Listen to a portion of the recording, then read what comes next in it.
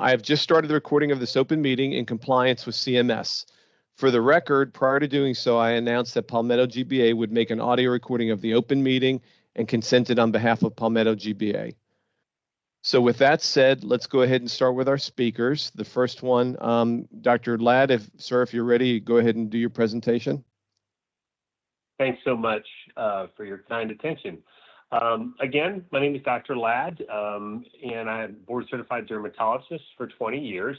During that time, I've had 18 years of experience treating non-melanoma skin cancer with Mohs micrographic surgery, and 8 years of experience treating non-melanoma skin cancer with image-guided superficial radiation therapy. I'm a former president of the American Osteopathic College of Dermatology and the chief medical officer for skincare oncology. So I just want to reiterate one slide that we talked about this morning, and this is the concept that these non-melanoma skin cancers don't change during image-guided SRT. I just want to remind everybody that they do change 92% of the time, and when they get bigger, that's our opportunity to give a higher dose to be more effective and get the 99% cure rate. And when the tumors get smaller, that's our opportunity to lower the amount of radiation to be in full compliance with the guiding principle of radiation safety called ALARA, which stands for as low as reasonably achievable, and is a way it's a safety measure to avoid exposure to radiation that does not have a direct benefit, even if the dose is small. And so I just wanted to reiterate that, and that's really the important message, because I think one of the things that I wanted to comment on the most about the proposed LCD was the necessity for doing the image guidance ultrasounds before every treatment. I wanted to make that clear. And then on page 4 of the Palmetto proposed LCD, if you go to the 5th paragraph, it says that the focus of this LCD will pull information from literature, including published societal guidelines and peer-reviewed published articles, evidence supporting the use of SRT, and the subset electronic brachytherapy will be utilized to establish guidelines. So I wanted to talk about the differences between electronic brachytherapy and superficial radiation therapy. These are not the same thing. And so if we're going to use SRT and electronic brachytherapy studies in the medical literature, the problem is that they're not really relevant to the studies that are devoted to image-guided SRT. And one of the big differences is that SRT and electronic brachytherapy are just simple radiation devices. They don't have any imaging technology. They can't visualize any of the skin cancer during treatment. And on the other hand, SRT, SRT is the older version, right? Doesn't have any imaging. And because they don't have any imaging, they can only achieve cure rates between 90 to 95%. Image-guided SRT, on the other hand, really allows just crystal clear 100% visualization of the dermal tumor depth prior to each treatment. And we talked about why that was important, because the tumor gets bigger and smaller. But basically, the depth measurement of the tumor fluctuates 92% of the time. And when the ultrasound images visualize an increase in the tumor depth, the parameters that we change on the device to increase the therapy is kV, which is energy, TDF, which is time dose fractionation, or to the dose overall to improve the cure rate. Yeah, I'm sorry?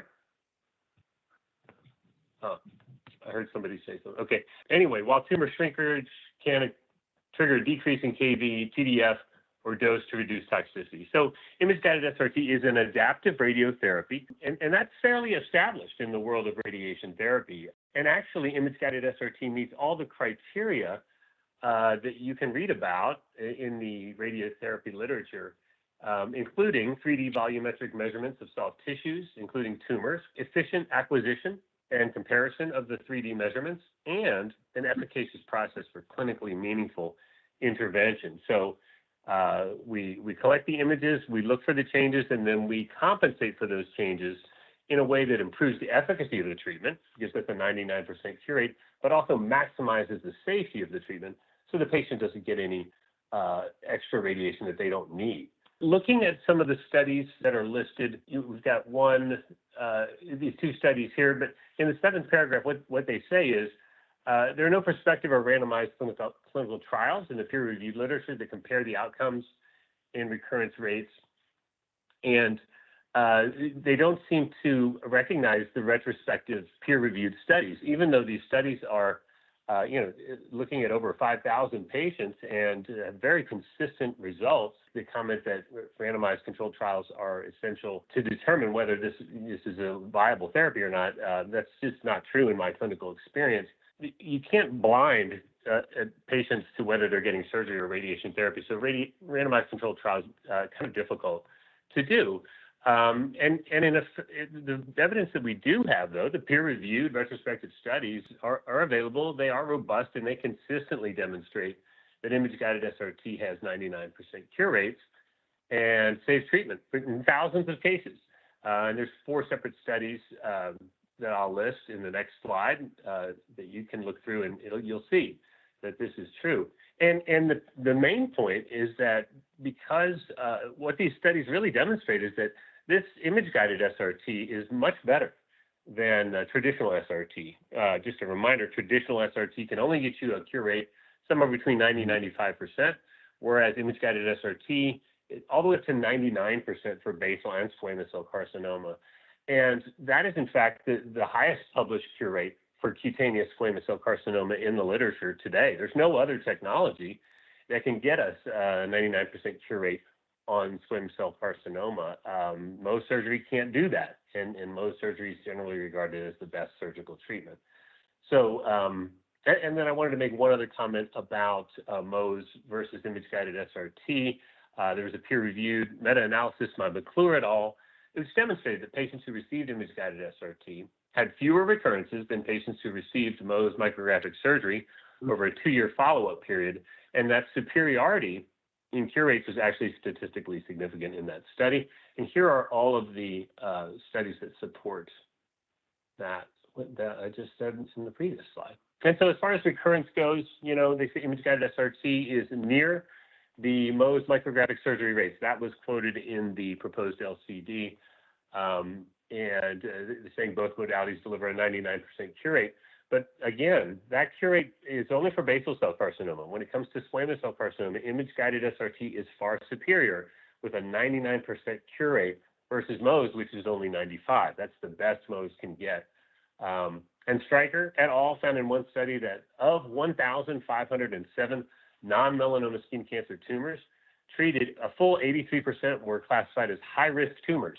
That was another comment that was made in the proposed LCD, was that no aggressive or high-risk subtypes of basal cell or squamous cell were excluded from the, this is Dr. Yu said this. He said there's no aggressive or high-risk subtypes of basal cell or squamous cell excluded from the cure rate studies. So all the aggressive ones, mild subtypes, low risk, high risk, it was all in there.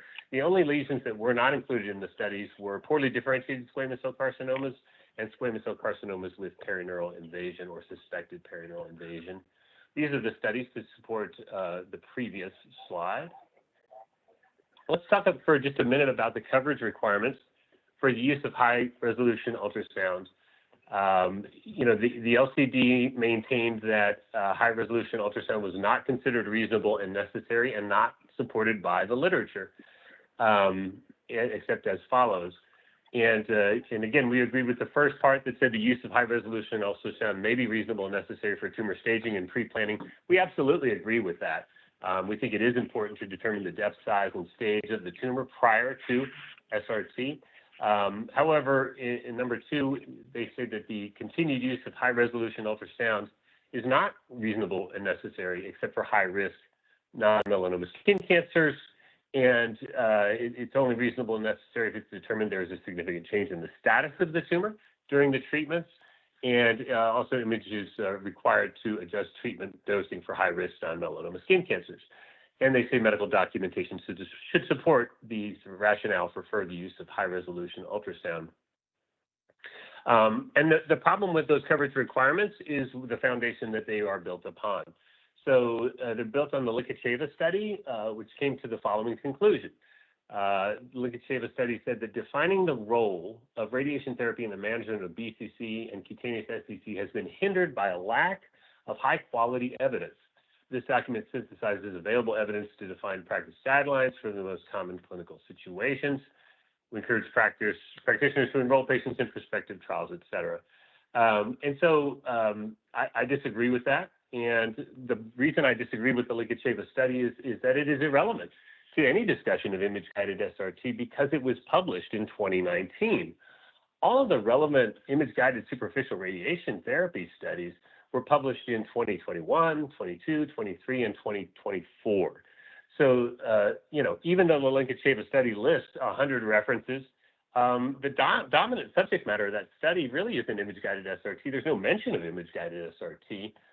It's mainly concerning external beam radiotherapy, electronic brachytherapy, nodal metastasis, and cisplatin chemotherapy. There are one or two references pertaining to the older, outdated technology, the SRT. And again, that's not the same as image-guided SRT. There's actually not a single reference in the Linkacheva study even mentioning image-guided SRT. So I don't believe that study should be used as a reference in support of image-guided superficial radiation therapy coverage requirements. So how, can you prove the opposite, right? So references 2, 3, 4, and 5 all provide extensive evidence supporting the continued use of image-guided SRT with ultrasound during the fractionated treatment sessions because high-resolution ultrasound imaging is associated with superior outcomes, specifically the 99% cure rates and the low toxicity. And there was even a peer-reviewed study published in Astro's journal entitled Advances in Radiation Oncology by McClure et al. That demonstrated that the continued use of high-resolution dermal ultrasound during the fractionated treatment sessions was necessary to achieve statistically significant lower recurrence rates than Mohs micrographic surgery. And then there was a meta-analysis published by Dr. Yu and colleagues that demonstrated that peer-reviewed published cure rates for IGSRT are superior to those of external beam radiation therapy or SRT, proving that the image guidance component of image-guided SRT with imaging throughout therapy was directly responsible for the unparalleled 99% efficacy in the treatment of both basal and squamous cell. And again, what we are wanting to let the LCD know is that the retrospective study by Stryker et al. Demonstrated 92% of 1,507 patients treated with image-guided SRT exhibited daily changes in the tumor depth, proving that there is significant clinical change in the status of the tumor during the ongoing SRT treatments. So we actually meet that requirement. Finally, Stryker et al. Demonstrated that 39.68% of the 1,507 patients treated with image-guided SRT required clinically significant adaptive changes in the therapeutic parameters such as energy, TDF, and dose, proving that imaging is required to adjust treatment dosing. So given the lack of evidence to support the coverage requirements for the use of ultrasound for image-guided SRT as put forward in the proposed LCD, DART proposes the following alternate versions serve as a replacement. We would want to say in that recommendation that the use of high-resolution ultrasound is reasonable and necessary and is supported by the medical literature. The use of high-resolution ultrasound is reasonable and necessary for tumor staging and pre-planning purposes to determine the depth, size, and stage of tumor. We agree with that. For number 2, though, we believe that the continued use of high-resolution ultrasound during the fractionated treatment sessions is reasonable and necessary in low-risk and high-risk non-melanoma skin cancers. This is because the medical literature has demonstrated significant clinical changes in tumor depths do occur throughout therapy in 92% of non-melanoma skin cancer cases. These depth changes lead to adaptive changes in treatment parameters in 39% of non-melanoma skin cancer cases. And then at the end of therapy, we propose that the use of high-resolution ultrasound is reasonable and necessary to confirm the biologic response of the tumor during therapy and confirm the absence of the tumor after radiation therapy has been completed. This is just a comment on this section about limitations for SRT and IGSRT. DART believes that the majority of this section of the proposed LCD is unnecessary because board-certified dermatologists are skin cancer experts who can rely on their clinical judgment to successfully navigate challenging skin cancer cases. In addition, the dermatologists performing IGSRT are fully supported by a multidisciplinary team, including accredited radiation therapists, board-certified radiation oncologists, board-certified dermatologists with extensive experience using IGSRT, and medical physicists. And DART also objects to categorizing SRT and IGSRT together. We find that confusing. These are very different technologies. So these are the limitations that we agree with. We agree that image-guided SRT is not reasonable for patients with non-melanoma skin cancers who have any contraindications to radiation therapy. It's not reasonable to use image-guided SRT in patients that have previously irradiated overlapping fields. It's not reasonable for cutaneous tumors with perineural or perivascular invasion. And it's not reasonable for the NCCN guideline category of very high risk squamous cell carcinoma. So we do agree with those. However, we don't agree with the statement that image-guided SRT is not a reasonable first-line treatment option in surgical candidates. According to the NCCN guidelines, under a page called Principles of Treatment for both basal and squamous cell, the language is very similar. It says the primary treatment goals of non-melanoma skin cancer is the complete removal of the tumor and the maximal preservation of function and cosmesis. All treatments should be customized to account for the particular factors present in the individual case and for the patient's preference. DART prefers this language. We feel it's broader, includes more patients, and that's recommended by the NCCN because it does highlight the complexity of these cases and the ethical importance of honoring the patient's preference. And what that actually means is, just because a patient is a good surgical candidate doesn't mean they prefer a surgical option. That the patient preference is absolutely key. We don't want to be doing surgeries on patients that don't want surgery. So, and then there's also the statement that image-guided SRT is not a reasonable option in the treatment of advanced basal and squamous cell. I've treated many of these advanced tumors. They do need pre-treatment with hedgehog inhibitors or cemiplimab to shrink the tumor down and that actually converts that advanced basal cell carcinoma into a high-risk basal cell carcinoma. So it lowers the severity of the tumor. And once the ultrasound depth measured during that therapy gets to 2 millimeters or less, then we stop the medication and we can start high-resolution dermal ultrasound. And so basically, drugs are available that can convert these larger tumors into smaller, more manageable tumors. And at that point, they do become eligible for image-guided superficial radiation therapy, and that's appropriate. The LCD also says that IGSRT is not a reasonable option in cutaneous squamous cells with diameters greater than 4 centimeters. Again, you could use cemiplimab to convert this tumor to a smaller tumor, and then it would be appropriate. It also says image-guided SRT is not a reasonable option in cutaneous basal cells with diameters greater than 4 centimeters. And for the basal and the squamous cell greater than 4 centimeters, the ultrasound allows you to visualize the depth of the tumor.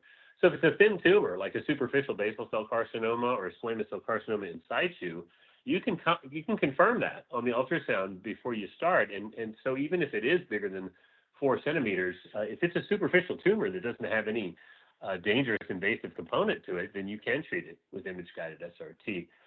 So the ultrasound actually makes it possible to determine beyond just the diameter, right? The diameter is just a surface measurement. We can actually see into the dermis, and that gives us more information about whether tumors are appropriate for IGSRT or not. Then they say that image-guided SRT is not a reasonable option for cutaneous non-melanoma skin cancers with aggressive morphology. And again, I just wanted to reiterate that the 2 studies that are listed as a reference in supporting this statement are actually outdated SRT studies published in 2003 and 2012. So this is really kind of irrelevant because those studies didn't have image-guided SRT to study. They're just commenting on superficial radiation therapy. And again, that's a blind procedure. That is worlds apart from image-guided SRT. And really with SRT, the older technology, you can only really treat lower risk tumors because you're totally blind. You can't see what you're treating. And of course, image-guided SRT, on the other hand, has a high degree of proven efficacy against low risk and high risk non-melanoma skin cancers, thanks to the fact that you can see 100% of the dermis, you can see the epidermis, papillary dermis, reticular dermis, deep reticular dermis, and subcutaneous. It's all visible on the ultrasound, and that really makes a huge difference. And that's why image-guided SRT is far superior to SRT. And then all of the IGSRT's cure rate studies were conducted without excluding any high-risk lesions. So even though the category, it lists a broad category of basal cell carcinoma, but included in that basal cell carcinoma category are aggressive subtypes. And those aggressive subtypes also were able to achieve 99% cure rates in those studies. So that addresses that issue. Here's some references in support of that. That is the end of my presentation. Thanks for your kind attention. Yes. Hi, Dr. Yu, can you go ahead with your presentation? And if we can try to stay on time, speakers, that would be fantastic. Thank you. Okay. Okay. Yeah. Hi, I'm Dr. Leo Yu. I'm a board certified radiation oncologist. This is a continuation of the first part. I'm the chair research for the Dermatology Association of Radiation Therapy, and I've published the most number of articles on image-guided superficial radiotherapy. First part, I had gone over an overview and guidelines and big picture of treating non-melanoma skin cancer non-surgically. I'm going to be going into this part on the nitty-gritty pertaining to the LCD, the studies, and the conclusion. Early on, I ended with this picture about patients who had Mohs on the right and SRT, IGSRT on his left. And it really brings home the point why surgery was really necessary on this poor patient. So here's some studies on the safety and efficacy of IGSRT. This study on about 3,000 cases was the earliest and largest multi-center study on IGSRT for non-melanoma skin cancers, and it found that it was safe and efficacious with a 99.3% local control rate. The conclusion was that IGSRT should be considered a first-line option for treating non-melanoma skin cancer tumors in a suitable early-stage patients. And this, you see the first page here, and if you look at the bottom right, it concludes cure rates observed in this initial period of follow-up are similar and potentially superior with further follow-up to traditional SRT and surgical options. And in fact, this was borne out in future studies. The LCD had errors on citing this article. It said that lesion size was less than in previous studies. Well, this was actually the first study, so there was no previous studies to look at in terms of lesion size. And it was not meant to evaluate the ultrasound, but the safety and efficacy, which it did very well with the flying colors. LCD said that there was 20 patients, or 1.2% had evidence of disease.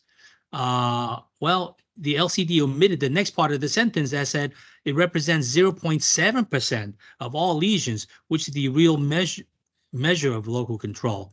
So if you have one patient that had a lesion that failed, that doesn't mean all the lesions on that patient failed, because many patients have multiple lesions.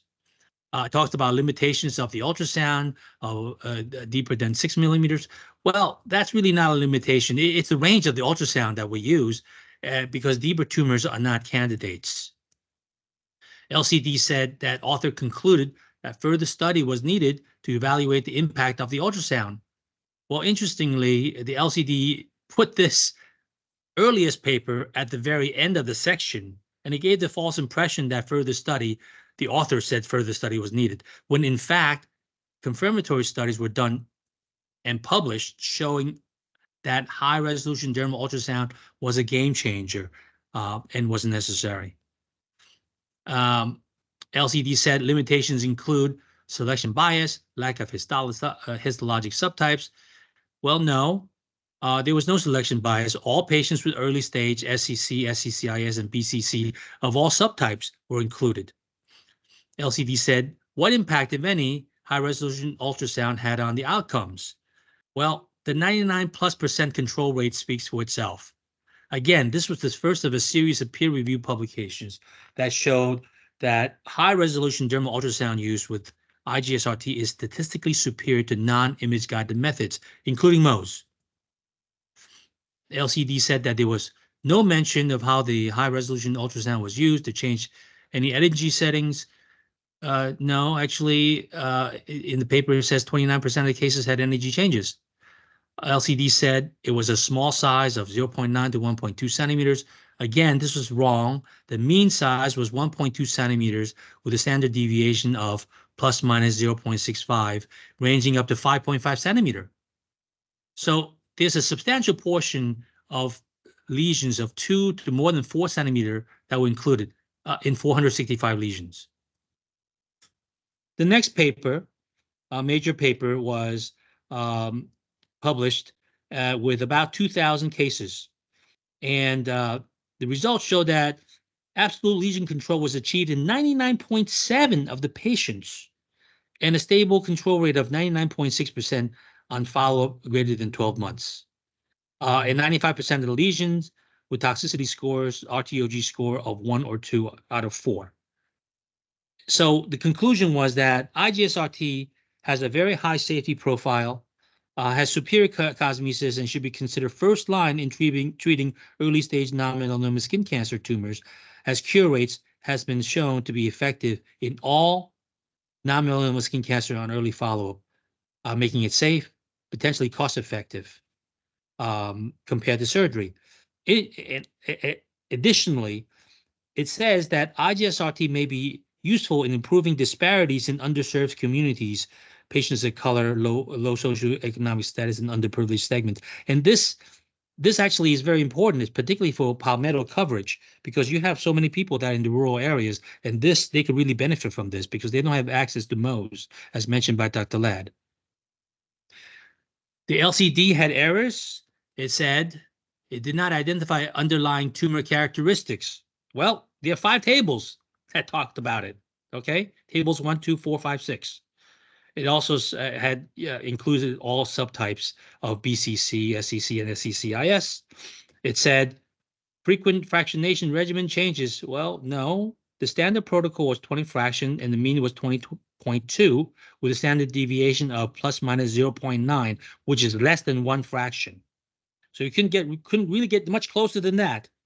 The mean dose was about 5,000 plus minus about 240, which is again less than 1 fractional dose.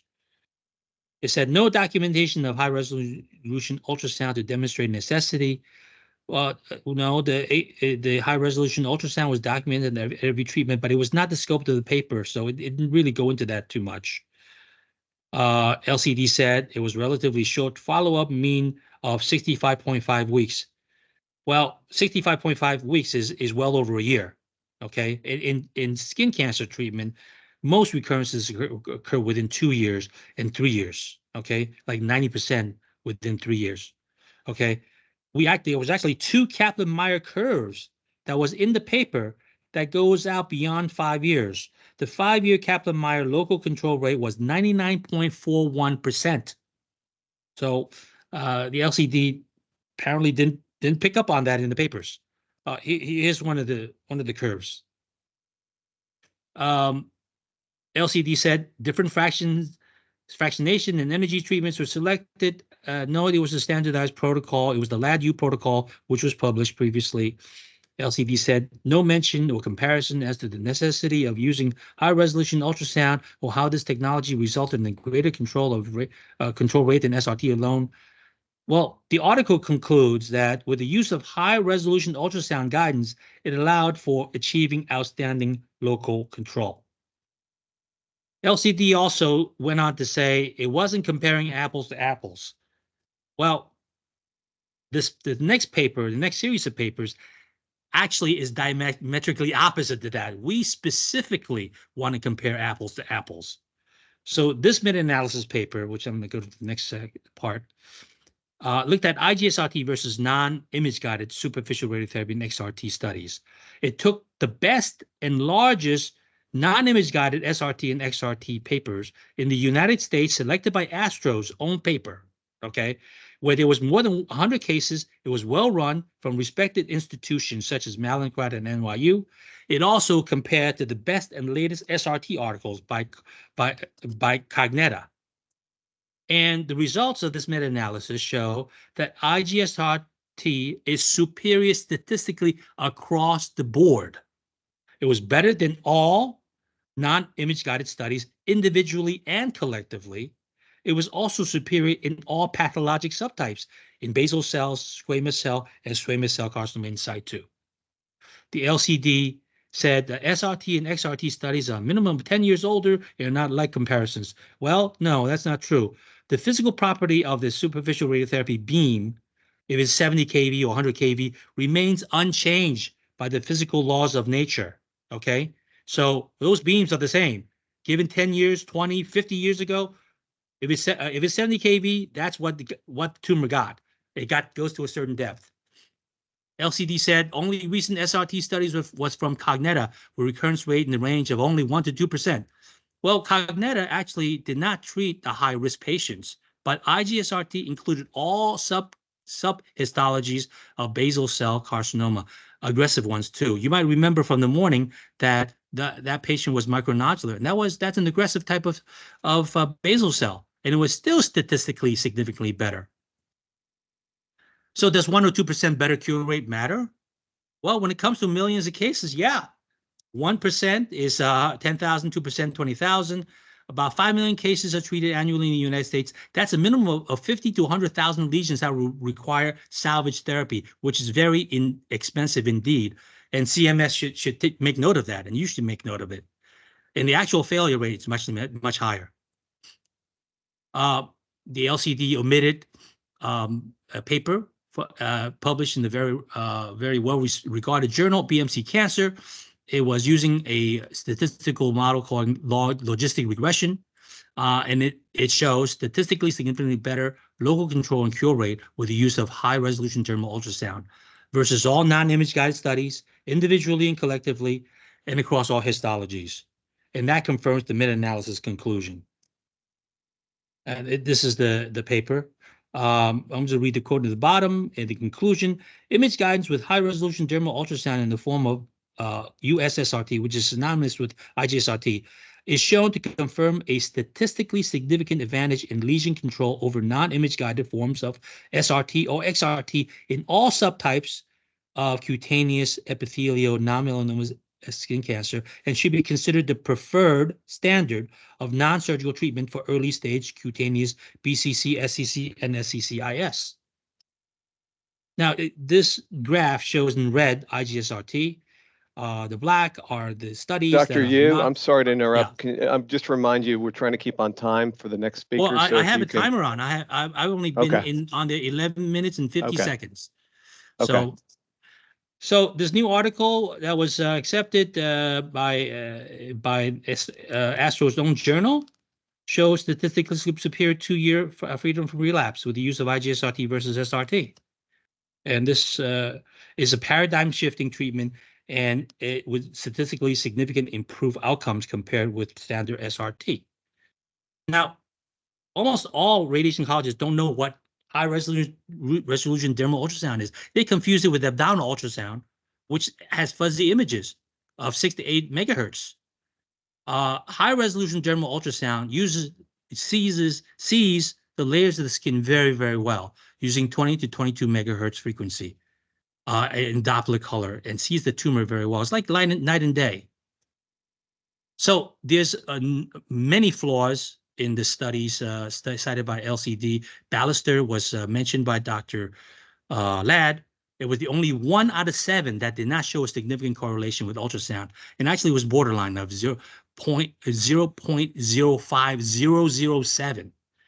And these other studies that had flaws, and these will be documented in the written response.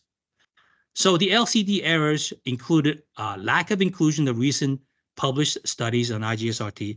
It had inaccurate description, distortion, misinterpretation, frankly, wrong citations, and conclusions of the data. And there are many other. Again, this will be documented in written form. So the undeniable cure rates for IGSRT on a standalone basis speaks for itself. We have large multi-center studies of more than 5,000 cases with a greater than 99% local control cure rate in all histologic subtypes, including aggressive BCCs. And it equals and surpasses Mohs results. So in conclusion regarding image guidance with high-resolution dermal ultrasound, there's a preponderance of evidence that image guidance with high resolution dermal ultrasound improves local control and cure rates over standard RT, both XRT and SRT. And IGSRT has been shown as an unsurpassed first-line treatment for low-risk and high-risk. Can we conclude, please, soon, Dr. Yu? We need Dr. Scott Well, to go ahead and I have 40 proceed. seconds left. I have a timer on as soon as I spoke. IGSRT is currently the gold standard for the non-surgical treatment of early-stage non-melanoma skin cancer. So I've proven by my presentation that IGSRT is appropriate for both non-surgical and surgical cases. In the last 20 seconds, I want to mention we really that need this to move on. LCD I'm sorry, Dr. is very Yu, flawed. we need to move on to Dr. Scott. Okay? Because the real experts like myself and Dr. Ladd, who have the most experience and most publication on IGSRT, were not invited sir, I'm just trying to follow panel. I'm just trying to follow the guidelines and the timelines. We showed up, we were not allowed to speak. Okay, Okay. so you have these experts that have their own self-serving interests that did not, were there, from Astro and Mohs and AD and plastic surgeon who does Mohs closures. Okay, so it's really flawed process. Thank you very much. Dr. Scott, if you would go ahead and proceed, please. Yes, sir. Thanks everyone for their time. I'd like to introduce myself. I think that Deb's going to share some slides with some details, and I think I can catch us back up on time. So by way of introduction, my name is Jacob Scott. I'm a board-certified radiation oncologist at the Cleveland Clinic. I have a PhD in applied mathematics from University of Oxford, and my interests as an NIH established investigator are in health outcomes, and in particular, application of novel radiation technologies. And so I think that for those reasons, I was asked to be the president of the Dermatology Association for Radiation Therapy, and to really look into the results and outcomes for this novel technology that we're talking about today, IGSRT. I think that we've seen a lot of evidence presented by Drs. Ladd and Yu in the last 20 or so or 30 or so minutes. And I just want to hit on a couple of highlights to recommend or remind folks what we're talking about and why. And I think that the most important take-home message here is that this is a new technology. It is following the evolution of many different kinds of radiation therapy, in that we're getting better, more accurate, more precise, using daily imaging to understand changes in tumors so that we treat the tumor appropriately and we miss the normal tissue as well as we can. So we're minimizing toxicity and maximizing cure rates. And this really follows all of medicine as we get closer, to really taking better care of our patients across the board in oncology and elsewhere. And I think what's really important to think about is how IGSRT is different. There are similarities to previous technologies, of course, and the way that it's been evaluated, I think, is a little bit backwards looking instead of forwards looking. And so today, really, I just want to hit on 2 or 3 major points in this change in the LCD, and things that I think that are a little frustrating for patients and for practitioners as well. So in particular, SRT, which is the baseline surface radiation therapy that is given here, is a 100-year-old technology. As a matter of fact, SRT has been given by dermatologists in their offices for longer than my entire specialty of radiation oncology has existed. So really, dermatologists are the experts in both the treatment of these early stage skin cancers and also the delivery of SRT.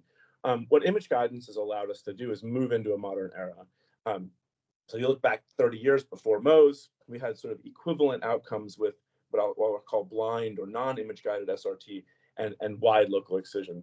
And at the advent of Mohs, we were able to do a better job and get significantly increased cure rates, which really put SRT in the back seat because we had less good oncologic outcomes. However, with the advent of image guidance, we now bring the oncologic outcomes with SRT image guided back up to where we are with Mohs. And so what we're really doing is putting back into the hands of the treating dermatologist a series of options for patients that can be surgical or non-surgical, depending on what's best for them. And really, as a physician, that's what we want.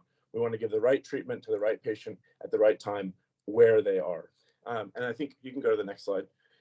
That kind of comes up to some of the specific language within this LCD and specifically also within the NCCN guidelines. Really what we're trying to push toward as a society is really having people understand that this is a dermatologic therapy and it really is given and should be given by a treating physician who's trained in the treatment of skin cancers, which is for the most part dermatologists. Obviously, radiation oncologists can as well, but we're going to move that language back to treating physician instead of radiation oncologist, because this is actually it's more like 95% of this therapy is given by non-radiation oncologists, in particular derms and PAs who work with derms. Go to the next slide, please. Here's just a chart that sort of shows that. You can see in red, what I want to highlight is in red is the amount of SRT. Again, this is the previous generation of SRT given by radiation oncologists in the country, and it's diminishingly small. And what you see in blue is the uptick in the use and utilization of this new technology, IGSRT, by dermatologists. And so really the experts in this field are these physicians who are skin cancer experts. Next slide. And so in particular, I think that this is just hammering that same point home. But most importantly, there's also language here that suggests that no one should be using this technology who wasn't trained to use it during residency. And that's actually, again, sort of backwards looking, because anytime a new technology is invented, we have to learn how to use it when we're in practice. 90% of, or more than 90% of treating physicians are still out of residency and in formal practice, like myself. Suggesting that I have to go back to a residency program to learn how to use something new is just silly, and never has been applied anywhere else in medicine. So I think the idea that this is required should be removed. Next slide, please. I think also it's important to realize that IGSRT is a much different therapy than what we used to have with SRT. There's a whole multidisciplinary team similar to radiation oncology, but done in a sort of more virtual way. So we have dosimetrists, medical physicists, radiation oncologists who are all involved in the practice guidelines, best use scenarios, fractionation schemes, QA, and all those things. But again, it's delivered in where the patient is in the dermatology office by a licensed radiation therapist. And when it's done in that way, that's why we start to have the outcomes that we can see today. And again, these outcomes are as good or maybe better than Mohs is, and it's also more accessible. Next slide, please. Super important point here is that the vast majority of people, you can see the numbers here, really don't have access to Mohs surgery anywhere. And so we're really not offering the oncologic outcomes to the vast majority of Americans who suffer from these cancers that we could. The impact and addition of IGSRT to the armamentarium of dermatologists really allows access to high quality oncology care for all Americans, which is the most important thing we can do. Next slide, please. And so I think this access issue, together with the fact that it's a new technology, really forces us to continue using it and studying this technology, because I think if we don't do so, we're not serving our patients appropriately, and that's really what we took an oath to do. I think that's all I wanted to share today. Next slide, please. Yeah, this is just a summary. I think that the studies you've seen previously really suggest that the outcomes are as good or better than modern surgical techniques. This expands access, but really it needs to be done as a multidisciplinary piece of therapy done with image guidance daily. Thank you. Thank you, Dr. Scott. Mr. Smith, if you could go ahead and begin your presentation. And I'll start in the interest of time, and the slides can come along behind me.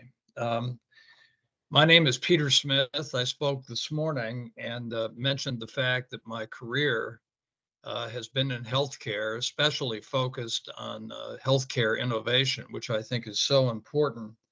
And I mentioned some specific areas where I had been involved in bringing forth some very innovative products and therapies and the policy issues that we faced. As I'm going to explain, I'm both an investor and a board member of SkinCure Oncology. And really, I spent this morning talking about my life and times all the way from my 20s all the way to the end of my 60s, dealing with the multiple lesions that I had and how I went through Mohs surgery and had some unhappy experiences. And I think the conclusion of that whole part of my presentation was that as I was finishing my 60s, I was getting more depressed and anxious about the future because I knew I was going to get more lesions, and I was beginning to really hate Mohs surgery quite a bit. Now I'm going to come to the good part. So please go to the next slide. This is just a picture from this morning about my life as a skin cancer patient going through Mohs surgery. I'll go to the next slide, please.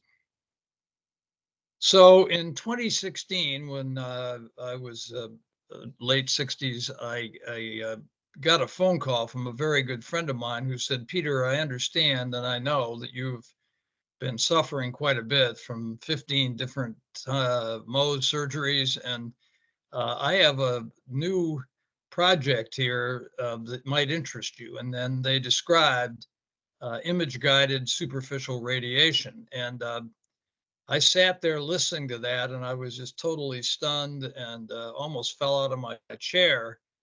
And so I dropped everything else I was doing and jumped into this project full blast. And I did deep due diligence, studying everything I possibly could, talking to a number of dermatologists. I went back to the history of the therapy, which some of our doctors today have covered very nicely, and found that, of course, skin radiation for skin cancer has been around for a long time, but really been developed into a wonderful new and current therapy, image-guided surface radiation. And I looked at the proposed impact on a patient like me, who was so anxious about more and more surgery. And then I also looked at the impact on the total system, which was very impressive to me because I was fully aware with all my work that there aren't enough Mohs surgeons to keep up with the number of Mohs surgeries required if that's the only solution.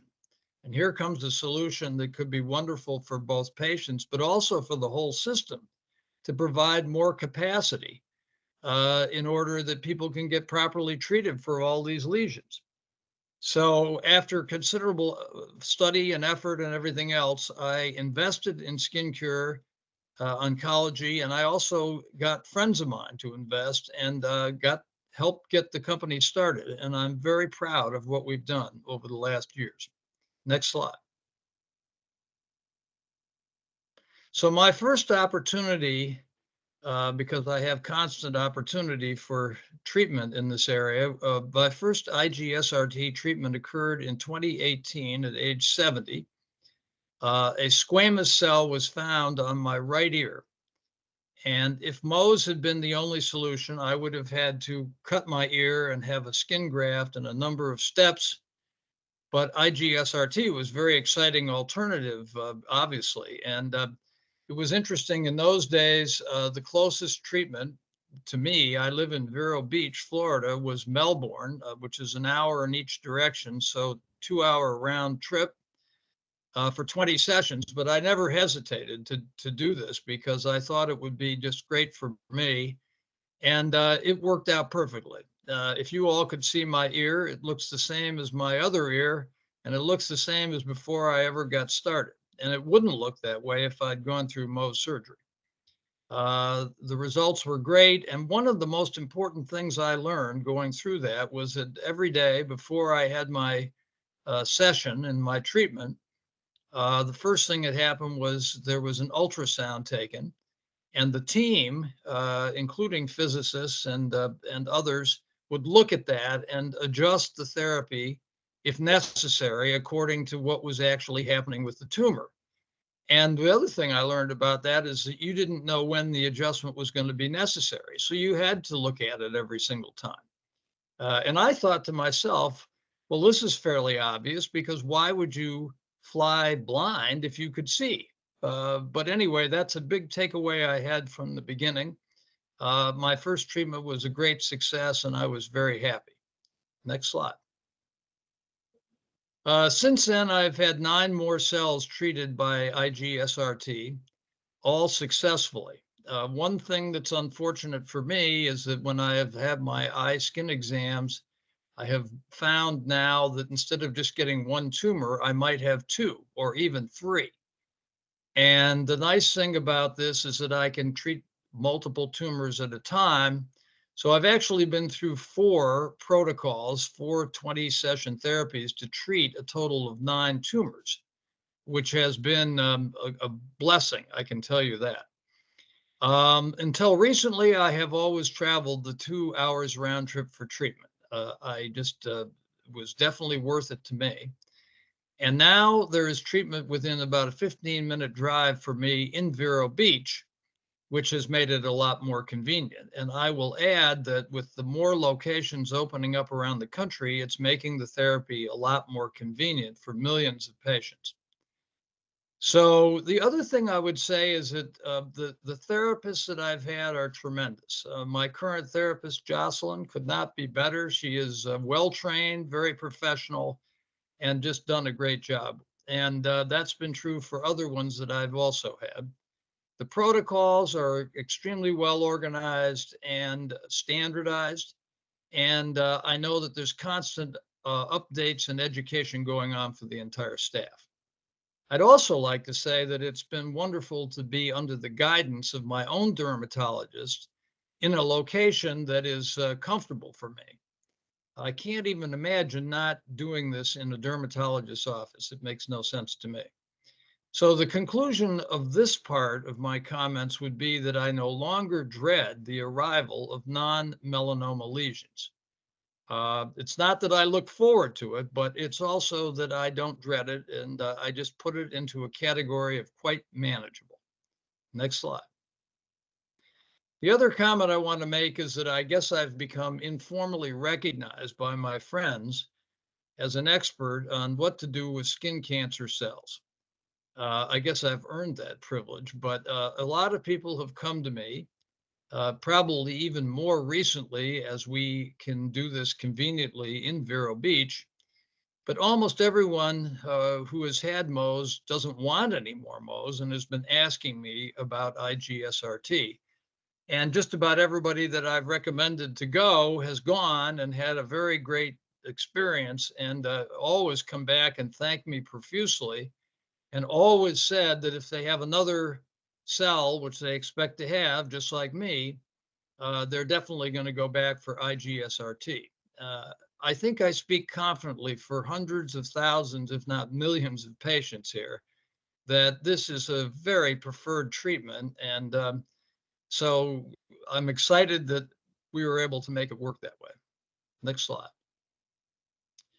So recently I've been reminded about Mohs surgery because in the summer of 2023, I had the first melanoma I've ever experienced, which was on my left cheek. It required 4 procedures to be taken care of. And the last procedure involved a skin graft from my leg. The process took from July all the way to the end of October. And I really would like to thank everybody involved. They did a marvelous job, and I can't ask for anything more. It was all done very professionally and well. But I will also say that it was quite an arduous event for me. I spent the entire summer with stitches in my head, and I literally had to retire from life as I normally know it in order to go through this whole thing. Having just finished that, I arrived in the early part of this new year and found another melanoma in my left leg. In this case, it was kind of the opposite. We could avoid a skin graft, but the stitches had to be put in very tightly because there's not much to work with in that area. And so it was really a tough thing for me because I had surgery at the end of January and my leg was elevated for 3 weeks, so I couldn't do anything. And I really recovered by the middle of March, and my surgery, my wound has literally just healed. Again, it was down in the leg area, which is a tough area for healing. So I would like to say IGSRT is not yet available treatment mode for melanoma, but I wish it was, and I believe it definitely will be sometime in the future, and I hope to benefit from that. Next slide. I am more excited than ever about IGSRT. I have a lot of experience as a patient. The most exciting recent development is that the next generation of the product is arriving, called Gentle Beam, and it was exhibited at the American Academy of Dermatology in March. Probably will be available early next year. And what's really exciting to me is that there's even more sophisticated imaging included in this product and even more sophisticated ability to tweak the therapy. And so that will be another step forward from a good position where we're already in. And I know I'm going to have more squamous and basal cells despite my best efforts, but I am ready thanks to IGSRT. Next slide. My final comments are this, based on everything I know about IGSRT, which is over 75,000 patients treated in over 300 locations dispersed around the United States, excellent therapists using well-established protocols in a great location where my very trusted dermatologist is available, using the imaging, which is extremely important. And with all the numerous studies that I've read, listened to, and we're listening to today, I guess I could be a case study in my own right, because I've had 10 lesions, complete success, no recurrence. So everything that I hear, it tells me the following. Please slip to the next slide. I have deep trouble understanding why Palmetto would consider limiting this therapy. First of all, if I'm reading this right, it might be limited to a hospital, which makes zero sense to me. You have a large-scale demonstration that can be done in dermatology offices, and that's where we want it to be if we're patients. So the idea of trying to limit this to somebody else, to a hospital, is unimaginable to me. And then the other part is, why would you limit imaging when it's so important to the outcomes? And why would you ever consider flying blind when you can see? It makes no sense. This is a good therapy for providers, but especially for patients. And it should definitely be offered as an alternative to Mohs to every single patient, and they should be provided with equal information and education. Well, I'll just say, thank God I don't live in the region that's administered by Palmetto. But if I did, and these limitations would to go through, I would definitely move. There would be no question. I would pick up my life and move to some place where I would get the full support and treatment. I urge Palmetto to reconsider, and especially I urge them to listen to patients. What's the point of all of this if we're not taking care of patients? And I know I'm speaking, quite confident that I'm speaking for thousands and hundreds of thousands of patients, and especially your beneficiaries, that they will not be happy with these limitations. So instead of limiting this therapy, you should be looking at promoting this therapy. I thank you for your time. All right, thank you, Mr. Smith. Mr. Brandt, if you can go ahead and proceed with your presentation. Thank you, sir. Thank you. While the presentation is being filled up or put up on screen, I will go ahead and move forward. My name is Kerwin Brandt. I'm the CEO of Skin Cure Oncology, and I appreciate the opportunity to share with you today my presentation, and I'm sure it will be up momentarily. I want to just start off by just a little bit about Skin Cure Oncology. Skin Cure Oncology, or as I will go by SCO today, in abbreviation, it is an entity that has worked with dermatologists to bring IGSRT to their patients with a focus on safety and efficacious treatment and quality. Collectively, SCO practice partners have treated over 75,000 non-melanoma skin cancer patients safely, effectively, and with a 99.8% control rate across all 75,000 of those patients, that's a cure rate, and over a 99% patient satisfaction score that has been generated across that mix of patients as well. In the past 8 years, SCO practice partners have treated more IGSRT patients than any other form of radiation treatment for non-melanoma skin cancer collectively combined, and at a statistically significant superior outcome to all other forms of treatment for non-melanoma skin cancer, emphasis added. Since its inception in 2016, SCO has sought to work constructively with CMS regarding this therapy and continues to desire to do so. We'll move on to the right there. Thank you, Deb. You can go forward. My comments today are directed to leadership. I want to speak past the panel that is behind the generation of this LCD. And I hope that I'm speaking directly to Palmetto GBA leadership. I hope that I'm speaking directly to CMS leadership. And I hope that I'm speaking directly to HHS leadership, as well as congressional oversight leadership. Next slide, please. Based on limited time, I will begin with the key questions that should be asked. The important concluding questions which must be asked include, number one, why would a medical director, Dr. Scott Trimmis specifically, bring this proposed LCD forward with approximately 1 month of assuming his new role as a medical director? Is it because, I ask, is it because he's a plastic surgeon who has historically made his living off of repairing Mohs surgical cases? Question two, why would Dr. Trimmis select a CAC panel and subject matter experts that didn't include fair representation of individuals that actually utilize and can present the merits of IGSRT? Was it ever intended to be anything other than a collusive and biased predetermined outcome? Question three, why were most of the peer-reviewed clinical studies concerning IGSRT not included appropriately and accurately in the formation of the proposed LCD? Was it because the panel really didn't want the facts or the true medical science presented? Question four, why were the SMEs, or the subject matter experts, made up of ACMS Mohs surgeons that make their living doing surgery and astroback radiation oncologists that don't really treat non-melanoma skin cancer? Was it because Dr. Trimmis was seeking to fill the panel with an essential lynch mob against IGSRT? Question number five, why was Dr. Howard Rogers, an ACMS Mohs surgeon, removed from speaking today on the panel when he was initially presented? Was it because he threatened via email the only subject matter expert who actually utilized IGSRT?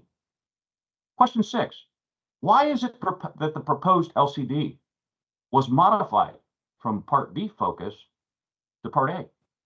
Was this incompetence?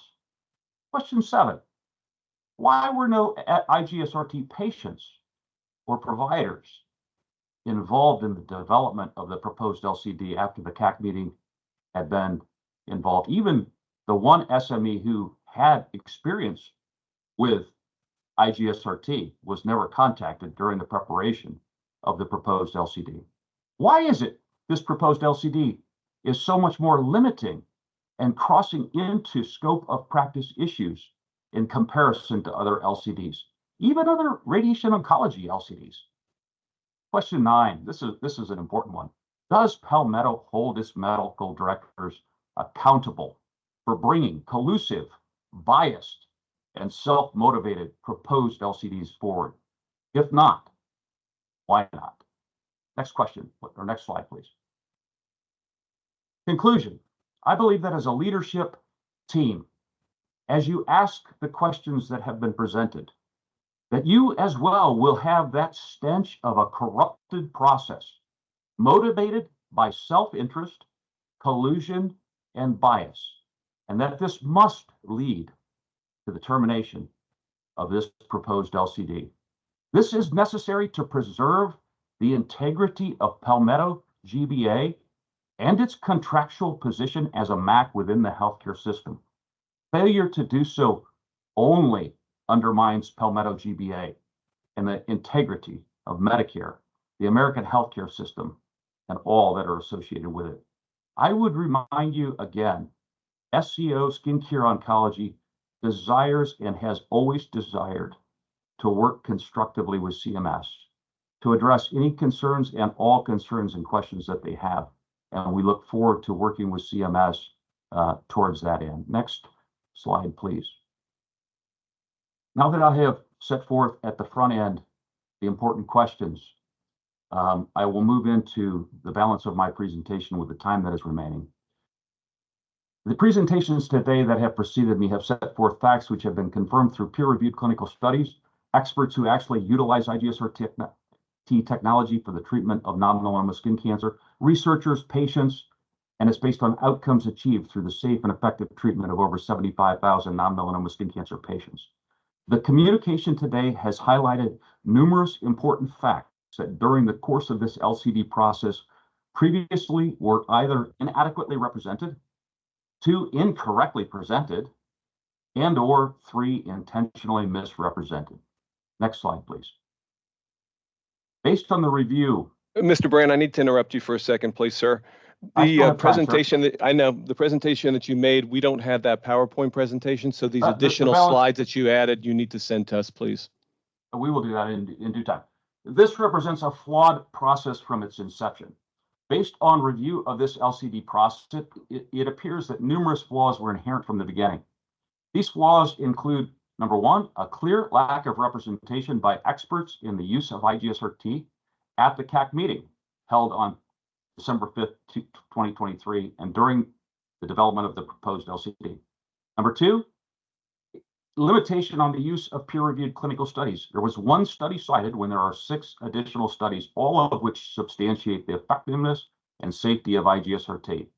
Number 3, from a process standpoint, there was a delay in providing the recording, the transcript of the CAC meeting until after the due date for presentations, thereby limiting the appropriate preparations of materials. Next slide, please.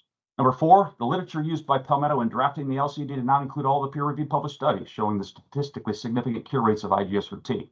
Number 5, no one from industry or experts in the area of IGSRT or dermal imaging or patients were solicited for input by Palmetto during the development of the proposed LCD.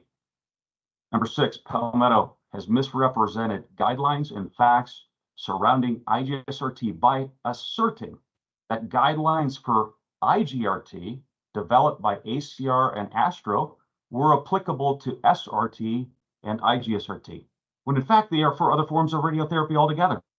This represents a serious miscommunication of applicable facts. Next slide, please.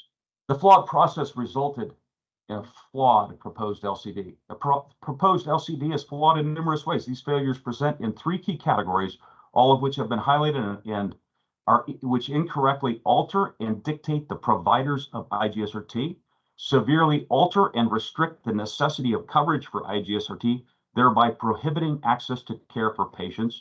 And number 3, relegate the classification of IGSRT as a second-line therapy. And furthermore, just on the side, the proposed LCD is written in a convoluted, confusing, and circular format that will create disruption and inefficiencies throughout the industry, not only for patients, but for physicians and for payers alike. The proposed LCD alters and dictates the providers of IGSRT. The proposed LCD follows guidelines developed by ACR, Astro, related to the roles and responsibilities of practitioners for the provision of image-guided radiation therapy. Note that I said IGRT, not IGSRT.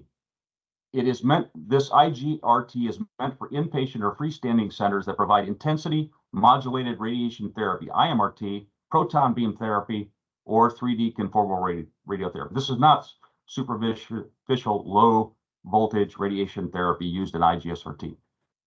Point number 2, SRT has been used safely by dermatologists for over 100 years, and yet there's a suggestion that it should be done by radiation oncologists. Nonsense. Placing IGSRT in the same category as IGRT and disallowing payment to dermatologists just because there is imaging involved, while continuing to permit dermatologists to provide SRT alone, the radiation part of the treatment, makes no sense. It suggests an inappropriate thumb on the scale in the drafting of this proposed LCD. SRT, the radiation portion of the therapy, has been provided safely by dermatologists in the office setting for over 100 years. IGSRT is a dermatology office-based treatment which is governed by state medical and licensing boards. Through the proposed LCD, Palmetto is inappropriately attempting to dictate the scope of services provided by physicians. I've highlighted that the proposed LCD severely alters and restricts the necessity of coverage for IGSRT. There have been 7 studies that have been published to date in peer-reviewed journals demonstrating the statistically significantly efficiency of IGSRT and the safety compared to SRT. With over 99% cure rates, it's equal to or greater than Mohs as far as its curative rate. While Palmetto tries to discount these results, stating that the study comparisons may not be like cohorts, the success rates for IGSRT are high enough for it to stand on its own for both low risk and high risk lesions. The key factor in obtaining these results is the imaging done before each treatment, allowing adaptive radiation treatment planning. Palmetto, however, is denying coverage for the use of imaging for low risk lesions and only willing to provide coverage for high risk lesions if there is significant clinical change in the status of the tumor during the ongoing SRT treatments, and if imaging is required to adjust treatment dosing. It is truly putting the cart before the horse. It is impossible to detect the significant clinical change in the lesion without imaging it before each treatment. This policy would disallow payment if a change in radiation delivery wasn't adjusted. This is clearly unacceptable to physicians and their patients. Continuing on, the superior outcomes in cure rates achieved using IGSRT was accomplished by providing radiation fractions over a prolonged period of time, 2 to 4 times a week for 5 to 7 weeks, which is approximately 20 total fractions. Imaging before each fraction, making changes to the radiation treatment plan when indicated by the imaging results. These results were for both low risk and high risk lesions. To veer from this would be dangerous to patients, libelous for physicians for not following the known community standard of care. In 11 appeals, it used to be 9, but in 11 appeals, because we just won 2 more on behalf of our practice partners, in 11 appeals of audits initiated by the MACs, the ruling bodies have determined, which happens to be higher than the MACs, higher than Palmetto, the ruling bodies have determined that the clinical evidence clearly demonstrates that IGSRT is not experimental or investigational, and it meets the criteria for being medically necessary, appropriate, and a reasonable treatment for patients with non-melanoma skin cancers. These audits and appeal decisions were issued between April 2020 and early April 2024. The proposed LCD inappropriately relegates the classification of IGSRT as a second-line therapy. Palmetto is suggesting that IGSRT can only be used for patients who are not surgical candidates, relegating it to a second-line therapy. Based on the cure rates of over 99%, which is equal to or greater than Mohs, an extremely high safety profile, and a 99.8% patient satisfaction score, IGSRT should be a first-line option to Mohs for patients with low risk and high risk non-melanoma skin cancers.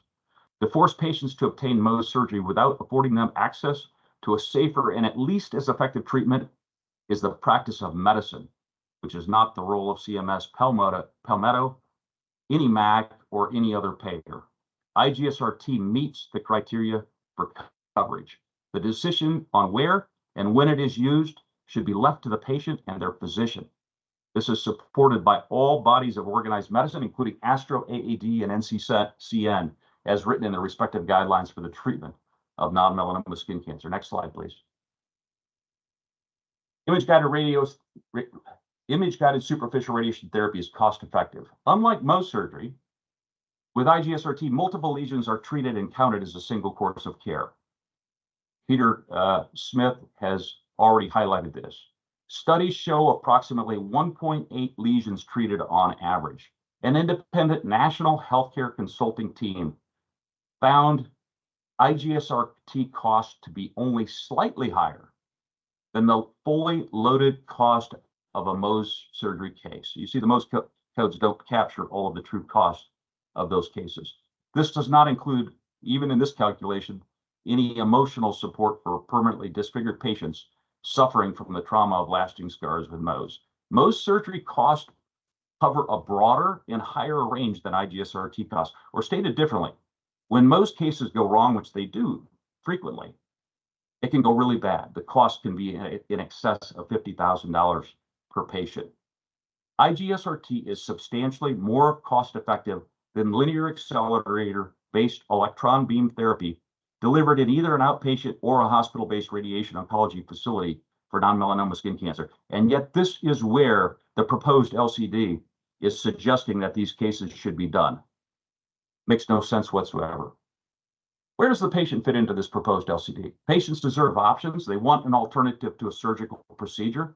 This is clear as IGSRT has become by far the most widely used radiation treatment for non-melanoma skin cancer. If this LCD goes forward as drafted, basically no coverage for imaging and related services, it will lead to the elimination of IGSRT from the marketplace. What impact would this have on rural access to care? Today, less than 10% of Mohs surgeons and radiation oncologists offer care by practicing in a rural location. No rural coverage. The purported radiotherapy alternatives are SRT, which is nearly extinct and has been shown on multiple times today, or electron beam therapy, which is extremely expensive and typically reserved for more advanced and metastatic tumors. Essentially, there will be no alternative to surgery. Patients will be either unnecessarily subjected to a treatment that they don't want, or they'll seek not to have treatment at all, which is also in the long run bad for the healthcare system. This just doesn't make sense. When IGSRT is as safe, if not safer, as effective, if not more effective, and relatively the same cost on a per treated lesion basis as surgical solutions and more cost effective than linear accelerator-based therapy. IGSRT is an alternative to Mohs. It's not an additive procedure. So there's no real significant cost savings for CMS if this policy is enacted. It is, however, a huge loss for patients. And I, again, would submit to you, this is being brought due to individuals that have colluded and are seeking to game the system. Why this LCD? Given the safety, efficacy, and peer-reviewed studies, audit findings, overall cost comparisons to other forms of treatment, why would Palmetto initiate this LCD? Why would Scott Trimmis, Dr. Trimmis, bring this forward at this time? There's only 2 radiation oncologists in the Palmetto region that perform SRT procedures. There are only 10 radiation oncologists nationwide that perform SRT procedures. Approximately 90%, based on 2021 Medicare data, of SRT IGSR treatments were performed by dermatologists. Why would Palmetto limit treatment of NMSC for its beneficiaries? This LCD is completely inappropriate, entirely. It's ill conceived and it's wrong at every level.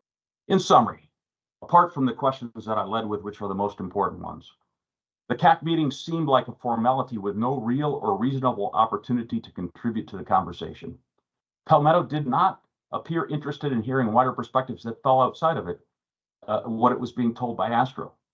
Efforts by Palmetto to dismiss out of hand any input from the sole provider on the panel who had actually treated with IGSRT demonstrated a clear unwillingness to move off of its preconceived position.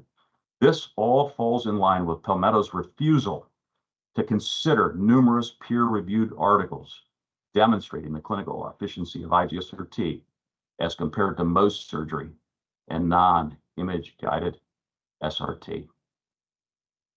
Again, I reiterate, based on all that has been heard today, for the integrity of Palmetto, GBA, Medicare, CMS, the healthcare system in the US, this LCD needs to be terminated as soon as possible. Thank you. Thank you, Mr. Brandt. Please send Thank those you. Additional slides that were not part of the original sent to us, so we have Yeah, them for our record. They were sent earlier today, Dr. No, sir, they were not added in the time frame that we had for the presentation, so please make sure that we get those. We will do that. Thank you.